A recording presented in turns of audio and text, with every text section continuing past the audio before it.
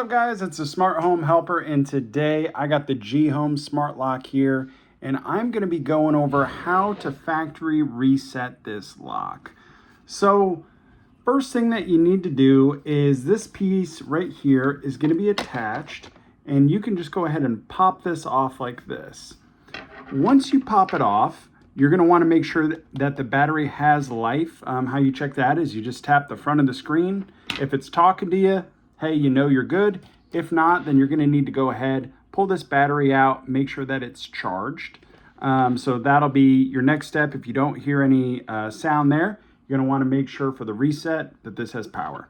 Now to reset, it's going to be this little button right here underneath that I'm touching, and you're going to hold it for 5 seconds. We'll go ahead and hold it for 5 seconds. 1, 2, 3, 4, 5. Factory reset in progress. Press the unlock button to confirm. There you go. It let us know that the factory reset is in process. We'll hit the unlock button to confirm. And there you go. We'll go ahead and it'll start the factory reset process there.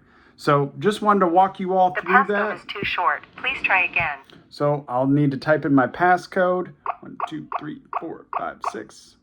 Factory reset successful. There you go. You need to make sure that you type in the passcode, which I almost forgot that step, so that's good that you guys know that.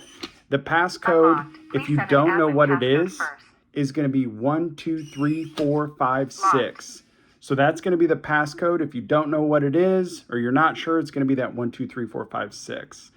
So that should be able to work for you. If you guys have any questions or need help, definitely let me know and leave in the comments. Thanks for watching.